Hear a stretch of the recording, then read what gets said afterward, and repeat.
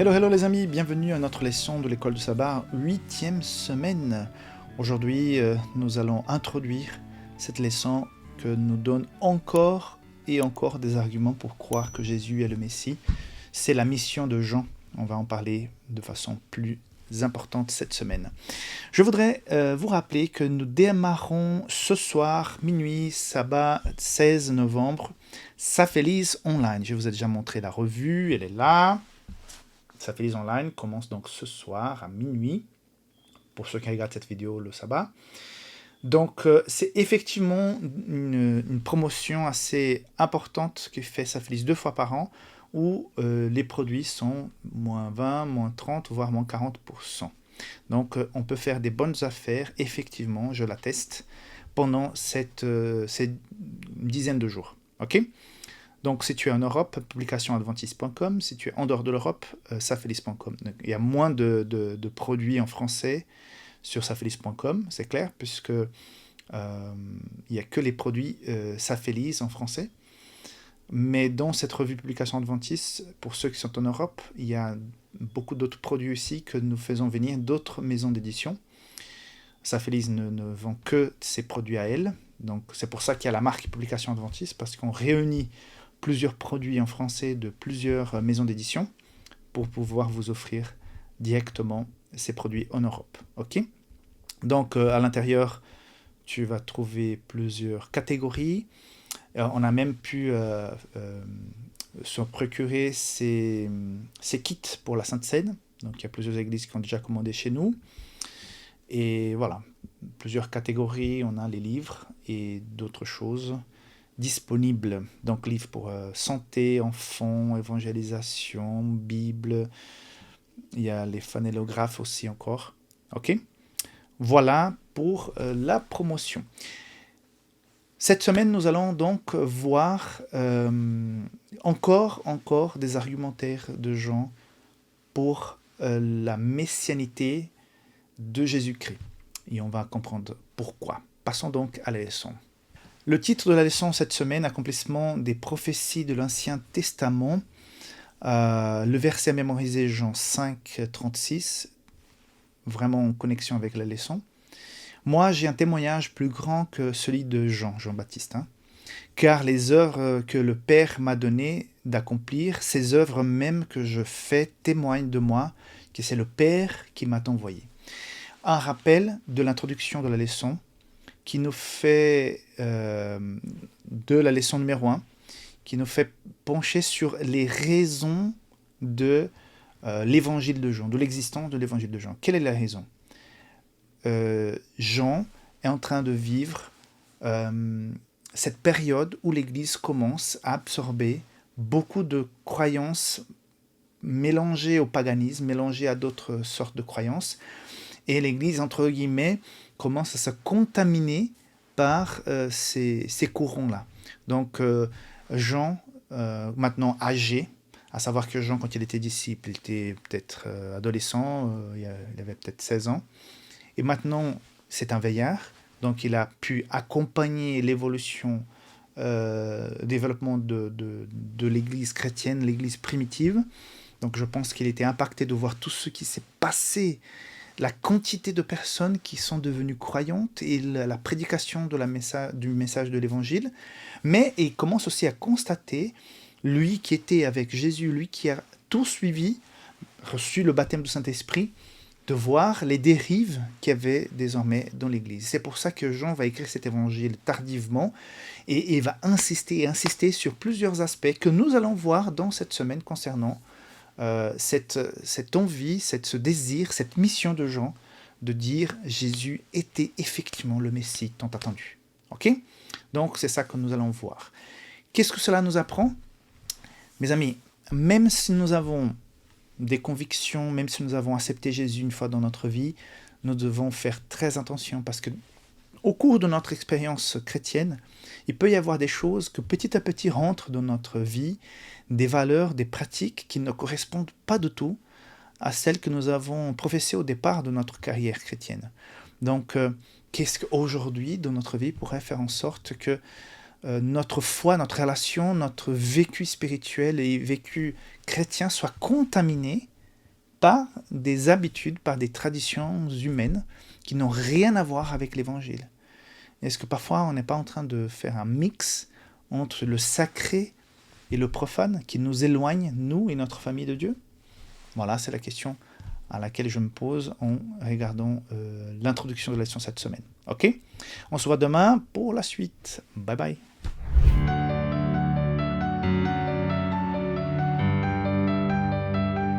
La leçon d'aujourd'hui, le titre Miracle, œuvre et prodige.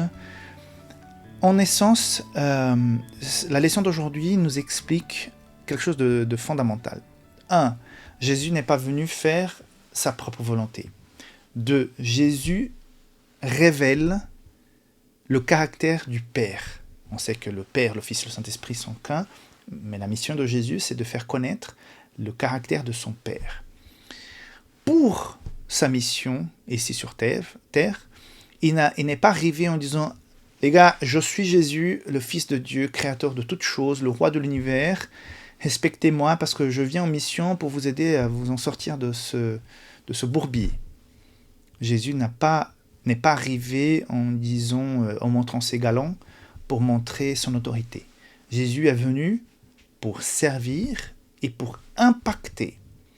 Parmi la façon d'impacter qu'avait Jésus, il y a son comportement personnel, son témoignage, ses prédications, les choses qu'il disait. Souviens-toi quand les huissiers sont allés chercher Jésus, mandatés par les chefs religieux, ils reviennent en disant « Personne n'a jamais parlé comme cet homme ». Vraiment, la parole de Jésus tenait bon et avait un impact. Et troisièmement, ce sont les miracles que faisait Jésus. Pourquoi Jésus avait besoin de miracles si son discours, son speech, l'oratoire qu'il avait était tellement impactante? Pourquoi avait-il besoin encore de faire des miracles? Les miracles, c'était l'expression de la divinité et du pouvoir de Dieu. Donc oui, Jésus a fait plusieurs miracles et c'était important à ce moment-là pour que les gens puissent voir la puissance et le caractère de Dieu qui régénère, qui transforme, Parce que, réfléchis bien avec moi, ces personnes qui ont reçu toutes ces miracles, qui ont été guéries, où sont-elles aujourd'hui? Elles sont comme tous les autres, elles sont dans le sommeil de la mort. Donc cette guérison temporelle de l'état physique de la personne qui avait une cécité, maintenant elle voit, mais cette personne, elle a vieilli, peut-être elle a rattrapé d'autres maladies et elle est décédée. Mais à ce moment-là, c'était important de réaliser ce miracle chez ces gens qui démontraient cette foi en Dieu pour attester que Dieu avait envoyé Jésus, qu'il était vraiment le Fils de Dieu. Parce que si Jésus avait dit ouvertement « Moi, je suis le Messie », son ministère aurait fini beaucoup plus tôt. Il n'aurait pas pu faire même pas ces 3 ans et demi de ministère, qui était déjà assez court, mais il aurait fait 6 mois. On l'aurait mis en prison. Mais quand les gens voyaient ces vies transformées, c'était un argument, mais fort comme du roc. Donc, et en même temps, comment pouvait-on emprisonner, tuer quelqu'un qui est capable de faire de si belles choses, de transformer autant la vie des gens? Et personne ne pouvait faire ça. Donc, sans dire ouvertement qu'il était le Messie, les gens comprenaient que le Messie, c'était Jésus. Parce que personne ne pouvait faire des choses qu'il a fait. Mais à chaque fois, Jésus affirme ceci. Jean 6, 20. « Car le Père aime le Fils, et lui montre tout ce qu'il a fait, et lui montrera des œuvres plus grandes que celles-ci, afin que vous soyez dans l'étonnement. » Voilà, c'était pour étonner. Donc il y avait un but bien précis. Et aujourd'hui, on se demande, mais pourquoi aujourd'hui, dans notre Église, il n'y a pas plus de miracles? À chaque fois qu'une personne se convertit, c'est le plus grand des miracles. Parce qu'elle est en train de passer de la mort à la vie. Sa vie éternelle est garantie par sa conversion. Ça, c'est le plus grand des miracles. Combien de personnes ont reçu cette transformation physique? J'en sais rien. On va dire 1000 personnes ont été guéries par Jésus. 1000 personnes, mais combien existaient à cette époque? Des milliards de personnes, pas 8 milliards comme aujourd'hui, mais il y avait déjà des milliards, je pense, à cette époque. 1000 personnes ont reçu une guérison. Alors, on voit bien que la mission de Jésus n'est pas de guérir 1000 personnes. La mission de Jésus, c'est de sauver des milliards de personnes de la mort éternelle pour la vie éternelle. Mais à ce moment précis, c'était un argument, entre guillemets, un argument de prédication. Aujourd'hui, avec la parole de Dieu, la foi, nous vivons la conversion et c'est ça le plus grand des miracles. Parfois, il y a des miracles extraordinaires qui arrivent. Parfois, on demande, il n'y en a pas. Mais ce n'est pas une science précise, ni une obligation qu'il y ait un miracle extraordinaire pour que nous puissions croire. Il peut y avoir, j'ai déjà vu, mais ce n'est pas une obligation. Donc, si je ne veux pas un miracle, je ne crois pas en Dieu. Le plus grand miracle, comme j'ai dit la semaine dernière, c'est celui de faire un pas en avant, de goûter la foi et de voir que ça marche. Ça, oui, c'est miracle garanti. Transformation du cœur. Ok ? On se voit demain pour la suite de cette leçon. Bye bye.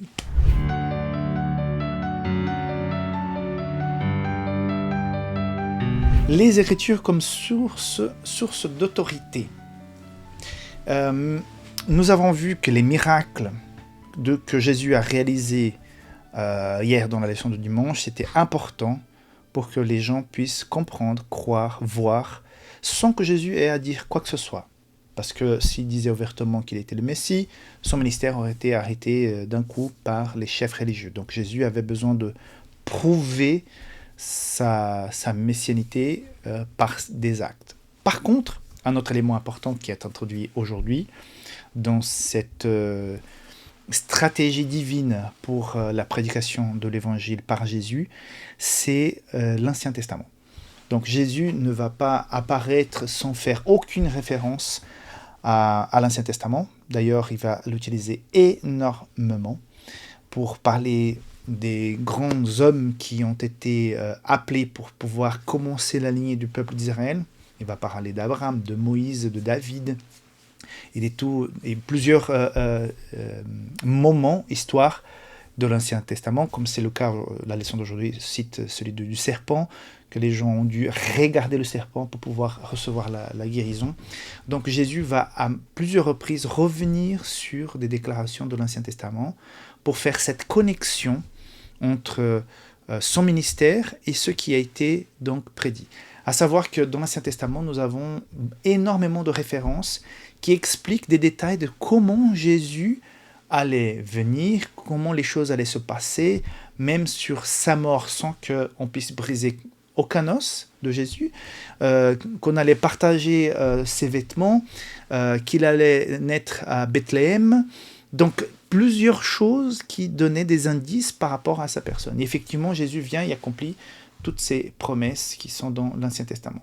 Donc la Bible reste l'Ancien Testament. Et parfois, je peux dire que parfois j'ai un peu plus de plaisir sur certaines histoires de l'Ancien Testament que dans certaines déclarations qui sont beaucoup plus, on va dire, dogmatiques dans les écrits de Paul, par exemple. Je préfère ces histoires qui ont plus d'applications, plus d'exemples. Et je vois que souvent, quand je prêche, et c'est beaucoup plus simple de partir d'une histoire, d'une expérience vécue, d'un moment dans l'histoire du peuple d'Israël, qui nous enseigne beaucoup de valeurs, de vérité, que parfois j'utilise les écrits de Paul après pour confirmer, pour affirmer, pour renforcer. Mais les histoires de l'Ancien Testament sont assez riches, assez intéressantes. Donc Jésus va faire de même, il va prendre des histoires de l'Ancien Testament, faire référence pour vous dire, voilà, tout ce qui a été dit par telle personne, sur ce moment-là, il a eu telle chose, et Jésus va faire cette connexion. Donc c'est une façon à lui de faire argumenter avec les gens de son époque qu'il était effectivement le Messie. Donc, une partie importante ici, non seulement Jésus, mais d'autres aussi utilisent l'Ancien Testament pour désigner Christ. Par exemple, au début de l'évangile de Jean, nous lisons les paroles de Philippe. Et ce verset est beau, Jean 1, 45. « Nous avons trouvé celui de qui Moïse a écrit dans la loi et dont les prophètes ont parlé. » Donc, c'est-à-dire que Philippe va annoncer que Jésus est là parce qu'on a vu dans l'Ancien Testament ce qui se disait, et effectivement, cet homme qui est apparu correspond à celui qui a été décrit. Donc, d'une même manière, quand on te décrit une personne, on te donne beaucoup de détails sur la personne. Souvent, quand on va chercher quelqu'un qu'on ne connaît pas à l'aéroport, on nous explique que la personne est comme ci, comme ça. Et quand on voit la personne qui sort, qui correspond, en tout cas, quand la description a été bien faite, que parfois on m'a fait des descriptions des gens que j'ai dû attendre, qui ne correspondaient pas du tout, et c'était compliqué de trouver la personne. Mais comme quand la description est correcte et bien faite, la personne qu'on ne connaît pas, quand elle sort, on dit mais c'est elle. C'est elle. Parce que la description fait match. Donc, de la même manière, quand on lit l'Ancien Testament et on voit ce que Jésus a fait dans l'évangile de Jean et dans d'autres évangiles, on voit que ça fait match. Mais c'était surtout pour l'époque, c'était important de faire cette connexion et Jésus va souvent le faire. De la même manière, toi et moi, nous sommes invités à faire des connexions entre la Bible et notre vie pratique. Quand on prêche, quand on témoigne, quand on donne des études bibliques à quelqu'un, ce n'est pas que tu te mets en avant, mais quand on explique un concept, on explique aussi notre expérience sur ce concept. Quand je dis que Jésus pardonne, je parle de la joie que j'ai de me sentir pardonné, d'avoir reçu le pardon parce que je me sens léger, la culpabilité n'est plus là en train de massacrer. Les mémoires, les souvenirs du mal que j'ai pu faire sont dans mon esprit. Mais l'impact négatif que ça avait sur moi avant a disparu. Pourquoi ? Parce que Jésus m'a pardonné. Et je peux revivre, je peux redémarrer ma vie. Donc quand on explique des concepts de la parole de Dieu, il faut bien qu'on puisse aussi dire quel est l'impact de ce concept dans notre vie. Donc Jésus est en train de faire ça quand il fait son ministère, quand il vit son ministère, et il fait cette connexion. Voilà mes amis, on se voit demain pour la suite. Que Dieu te bénisse. Bonne semaine. Bye bye.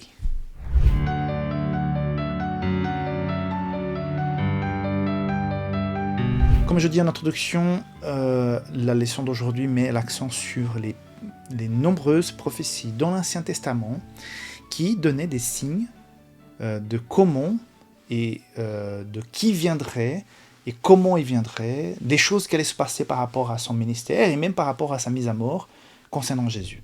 Donc la leçon, si tu regardes à partir de la deuxième moitié de la leçon, tu as donc Jean 1, 23, Jean 2, 16, Jean 7, 38, Jean 19, 36. La dernière, c'est par rapport que les os de Jésus n'allaient pas être cassés. L'autre parle de l'eau de vie, que Jésus serait l'eau de vie. Donc il y a toujours un verset de l'Ancien Testament qui fait connexion avec ça. Après, Jean 1, 23 parle de ministère de Jean-Baptiste. Et Jean 2, 16, j'ai oublié, qui parle sur... Ah oui, le fait de la purification du temple, que les vendeurs étaient en train de faire du temple une maison de négoce. Voilà donc les quelques versets qu'on peut faire cette connexion. Qu'est-ce qu'on apprend de ça ? Ce n'est pas seulement Jean qui le fait, les autres évangiles, tout le Nouveau Testament est régulièrement en train de faire une connexion. Et donc la chose la plus importante ici, c'est de dire l'Ancien Testament n'est pas moins important que le Nouveau Testament. On dit ancien, on a l'impression que c'est vieux, que c'est ringard, que c'est dépassé. C'est avant Jésus, le Testament avant Jésus, le Testament après Jésus, on pourrait dire ça. On a ce titre de nouveau et ancien, mais c'est avant Jésus et après Jésus. Or, il n'y aurait pas eu de après Jésus sans avant Jésus.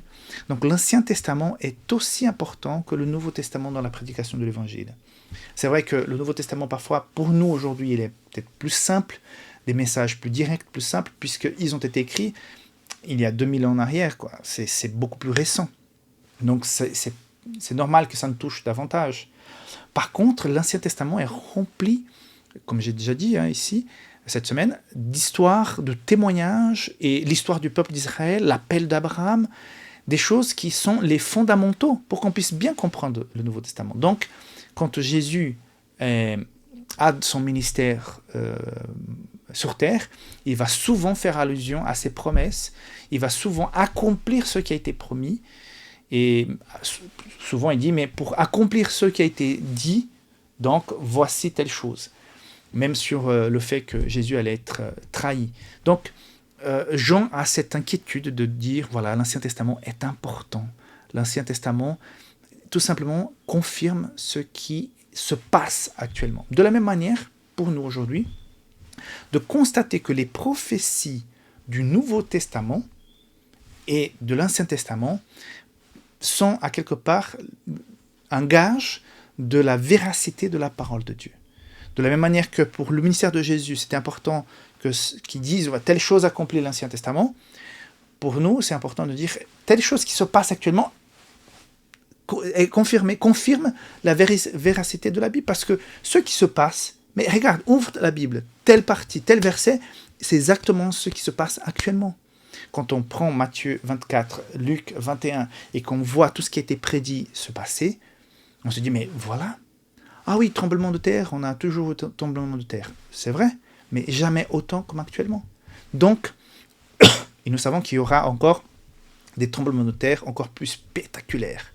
Nous avons récemment en Espagne vécu donc une très mauvaise expérience à Valence. Les gens ne sont toujours pas remis de ces inondations. Tout d'un coup, les gens n'ont pas eu le temps de sortir, ils n'ont pas compris et ils étaient déjà en train d'être inondés. Donc, des choses incroyables, invraisemblables comme celle-ci vont arriver de plus en plus. Et c'est écrit dans la Bible. Donc, l'Ancien Testament est aussi pour nous aujourd'hui une source de réconfort, de confirmation que tout le message de la parole de Dieu est important. L'Ancien et le Nouveau Testament. Ok ? Bye bye.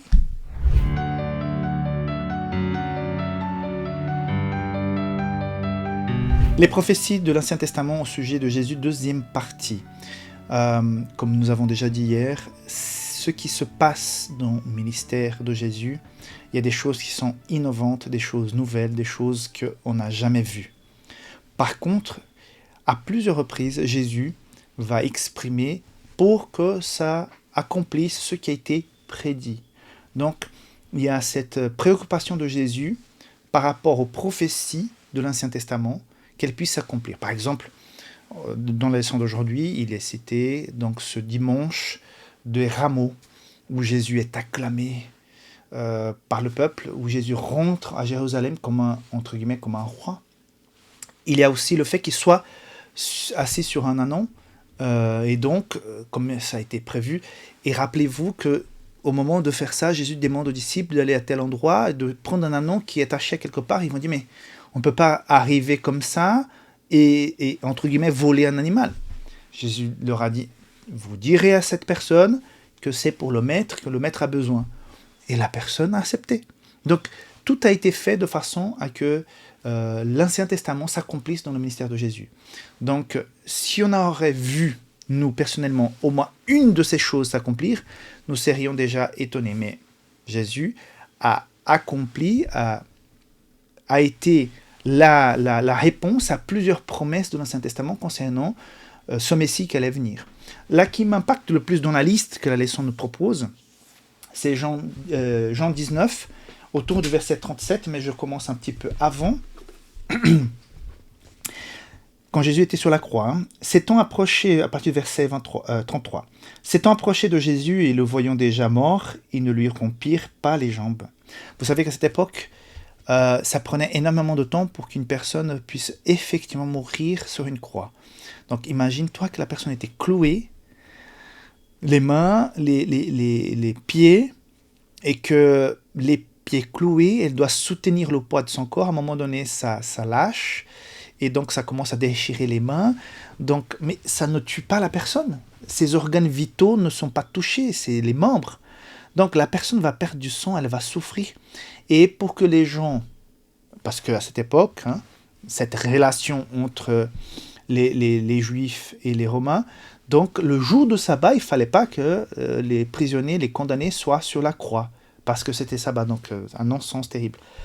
Donc qu'est-ce qu'on faisait ? Donc on enlevait les personnes de la croix et on cassait ses jambes pour qu'ils ne s'enfuient pas, pour qu'ils restent sur place. Donc tu es crucifié, tu as les pieds et les mains cloués, tu es nu, tu as été peut-être battu avant, tu es fatigué à mort, mais tu ne meurs pas, mais on va t'enlever de la croix pour te remettre après, mais pour être sûr que tu pars pas, on va te casser les jambes.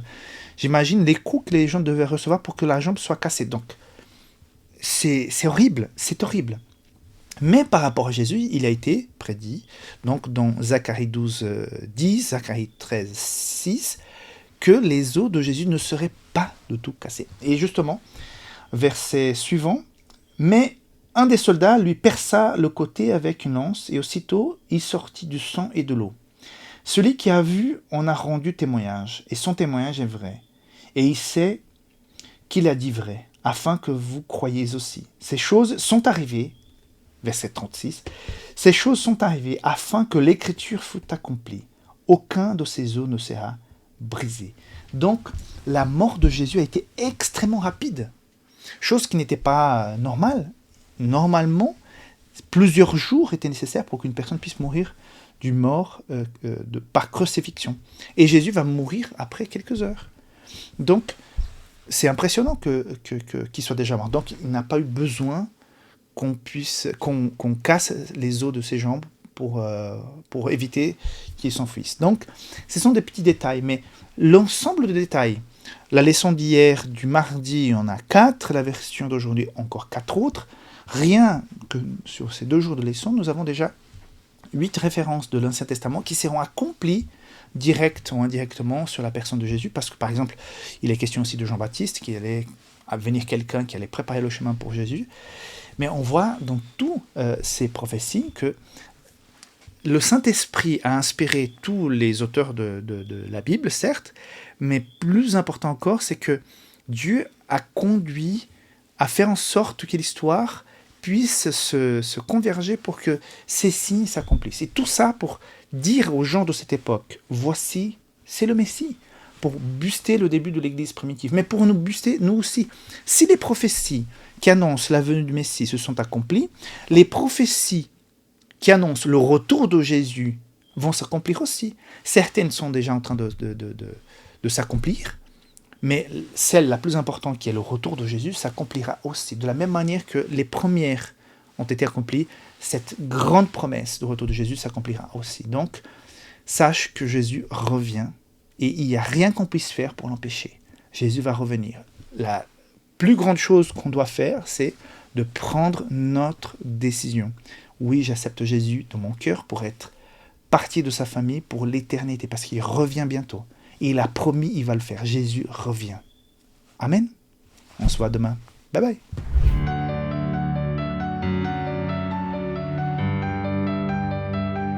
Vous êtes d'en bas, c'est le titre de la leçon, parce que justement, c'est un verset où Jésus va dire à ces gens qui l'interpellent, donc les chefs religieux qui sont d'en bas. Pourquoi ?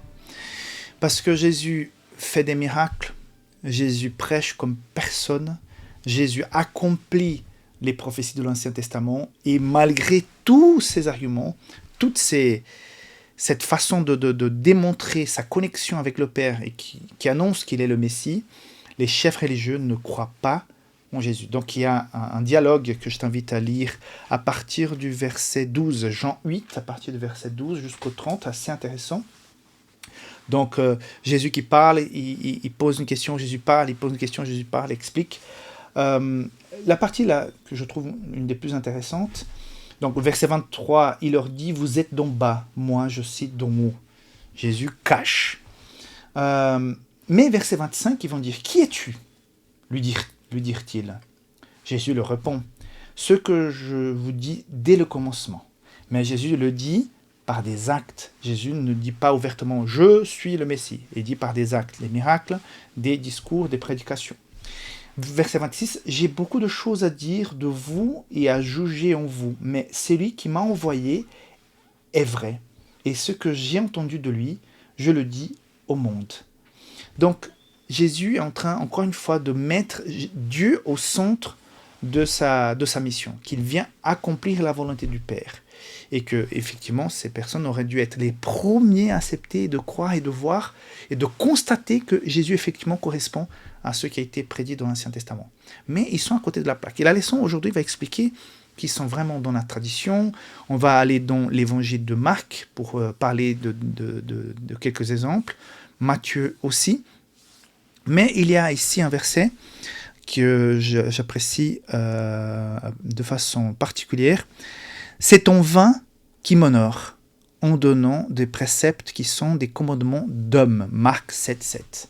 Donc ils étaient en train de créer des commandements, de créer des règles, de créer une façon de vivre insupportable aux gens, parce que l'autorité a été elle a été volée par ces chefs dirigeants qui opprimaient les gens en disant « Vous ne pouvez pas faire ceci, vous ne pouvez pas faire plus de X pas dans la journée du sabbat, vous pouvez pas faire telle chose. » Le fait que Jésus fasse un miracle et que la personne qui ne marchait pas peut désormais marcher et transporter sa litière, c'est déjà un péché. Donc ils sont plus préoccupés par le non-respect du sabbat parce qu'une personne paralytique peut marcher et porter son lit que par le fait que le gars était guéri. Donc à quel point les gens étaient à côté de la plaque. Et plus important encore, est-ce que nous, dans notre façon de vivre notre foi aujourd'hui, on n'est pas parfois tombé dans le même piège du traditionnalisme, du formalisme, au lieu de vivre l'évangile? On est peut-être très enclin à juger rapidement parce que la personne ne fait pas, ne se comporte pas, ne s'habille pas et n'est pas comme tout le monde. Parfois, certains vivent une conversion, ils viennent d'un background différent du nôtre et qui ont une façon de vivre la foi et de se comporter au départ qui n'est pas conforme. J'ai déjà donné des exemples ici, des gens qui ont vécu une conversion et qui arrivent dans l'église, mais qui ne correspondent pas à notre façon habituelle de faire et de se comporter. Mais la personne a vécu une conversion. Son comportement avec le temps va peut-être s'adapter, changer, mais peut-être jamais. Mais la personne, elle s'est convertie, c'est ça le plus important. Imagine-toi, une personne qui a été tatouée avant, elle vit une conversion. Et on va lui dire, je suis désolé, tu ne peux pas faire partie du groupe qui va travailler avec les enfants parce que tu portes des tatouages. Et ça, c'est un mauvais exemple pour les enfants. Donc, tu ne peux pas vivre un ministère dans l'église parce que tes tatouages sont moches. Et voilà, c'est pas beau. Tu es en train de dire à la personne que sa conversion est moins importante que sa peau. Et là, il y a un problème. La personne va dire, mais on me rejette. Ouais, Jésus me pardonne, il me dit que je dois faire partie d'une famille, mais j'arrive dans cette famille chrétienne, je suis rejeté par mon passé. Donc on va lui dire, écoute, tu dois enlever tes tatouages pour que tu puisses être accepté. J'ai eu des personnes dans mon entourage qui, avant de vivre leur conversion, avaient des tatouages, et on voit chaque fois qu'on rencontre la personne qui avait un tatouage, mais la personne était complètement différente. Ces tatouages ne correspondaient plus à la personne qu'elle était, et on ne voyait plus ce tatouage. On ne voyait plus qu'elle était là. Mais parfois, si nous sommes indignés parce que la personne porte un tatouage, même si elle s'est convertie, on est un peu comme ces gens-là de l'époque. On est en train de juger le fait que le gars porte son lit sans voir qu'il a vécu un miracle. Mais on est où? Mais attention, nous pouvons tomber dans le même piège. Ok? Voilà les points principaux de la leçon d'aujourd'hui. On se voit demain pour clôturer cette semaine. Que Dieu te bénisse dans cette journée, que tu puisses marcher avec lui. Et à demain. Bye bye.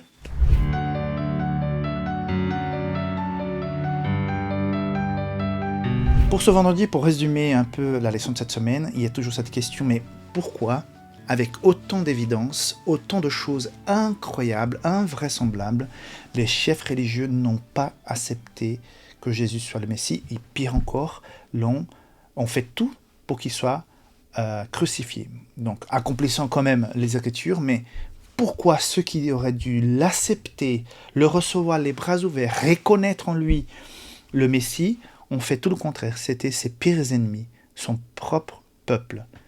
Pourquoi? Il y a une réponse, une proposition de la part d'Ellen White dans une citation. C'est dans le deuxième paragraphe. Il fallait faire un sacrifice pour recevoir la vérité immuable et éternelle.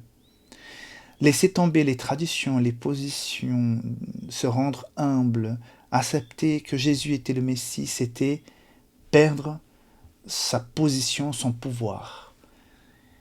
À savoir que ces gens dans la société étaient vraiment les chefs religieux, Ils étaient détestés, aimés pour certains, respectés, mais détestés par les gens en général. Parce que les gens sentaient qu'il y avait de la manipulation, mais en même temps, il y avait ce respect. Personne ne voulait perdre la bénédiction de Dieu qui disait avoir et pouvoir transmettre. Donc, c'est un peu ambigu la relation entre le peuple et ces gens. Ils les détestaient, mais en même temps, il fallait passer par là. Mais eux-mêmes, pourquoi ils n'ont pas accepté? Et je pense qu'une des réponses est là. Ils auraient dû faire un sacrifice énorme de laisser leur position, leur orgueil, pour accepter que Jésus était le Messie. C'est pourquoi ils fermaient les yeux devant les preuves les plus évidentes que Dieu leur avait données pour établir leur foi en Christ. À quel point, nous aujourd'hui, nous ne sommes pas comme ce jeune riche homme, le jeune homme riche, pardon, qui nous a présenté de l'évangile, comme les pharisiens, les leaders religieux, qui ont peut-être quelque chose qu'on n'a pas envie de lâcher si on accepte Jésus. Peut-être quelqu'un me regarde, étudie son école du sabbat, participe à l'église, mais finalement ne s'est pas donné complètement. N'a pas encore pris le baptême, aussi a pris le baptême, n'a pas encore donné véritablement son cœur à Jésus. Est-ce que tu as des choses matérielles que tu sais que tu dois laisser tomber pour pleinement vivre ta conversion, te donner complètement à Jésus? Est-ce qu'il y a quelque chose que tu vis, que tu fais, que tu as, qu'il faut s'en débarrasser pour finalement se donner complètement à Jésus? Si tu ne le fais pas, tu n'es pas mieux que ces chefs religieux que nous condamnons, nous critiquons. Je ne serai pas mieux si j'ai quelque chose que je sais qui empêche ma relation avec le Christ et que je n'abandonne pas, que je ne laisse pas tomber. Donc parfois je me dis, Seigneur, qu'est-ce que j'ai dans ma vie qui est plus important que toi, que je ne suis pas prêt à te donner? Et parfois la réponse, elle est dure. Seigneur, donne-moi le courage de lâcher ça, de laisser tomber telle chose, parce que je sais que ça m'empêche de te servir, de vivre en connexion avec toi. Donc, l'invitation que nous avons aujourd'hui, la leçon nous apporte aujourd'hui est, s'il te plaît, ne fais pas comme ces gens. Nous avons leur exemple, il faut qu'on soit plus futé, plus sage. On a déjà vu les conséquences. Ne garde rien qui pourra t'éloigner complètement du Messie, du salut en Jésus-Christ, parce que ce qui nous attend est beaucoup plus grand. Je dis souvent, le jour où nous verrons Jésus revenir sur les nuées du ciel, il n'y a rien, mais rien de cette vie qu'on aura dit « Ah, j'ai raté telle chose sur cette terre », juste pour voir Jésus revenir. Non, quand Jésus reviendra, on dira ah, c'était tellement simple, j'ai donné telle chose, j'ai lâché telle chose, mais c'était rien comparé à ce que je vis et ce que je vois maintenant. Il n'y a rien que tu puisses laisser tomber sur terre qui se compare à ce que tu recevras avec le retour de Jésus. Mais rien. Donc, pense qu'au moment où Jésus reviendra, on pourra avoir beaucoup plus de regrets parce qu'on n'a pas laissé tomber telle chose qui n'a aucun sens, aucune valeur quand il revient, que cette joie que nous aurons en se disant « mais c'était tellement peu donné pour qu'on puisse obtenir la vie éternelle ». Voilà, que Dieu te bénisse, que tu puisses avoir un très très bon sabbat et on se voit demain pour une nouvelle semaine d'études de la leçon de l'école de sabbat. Bye bye.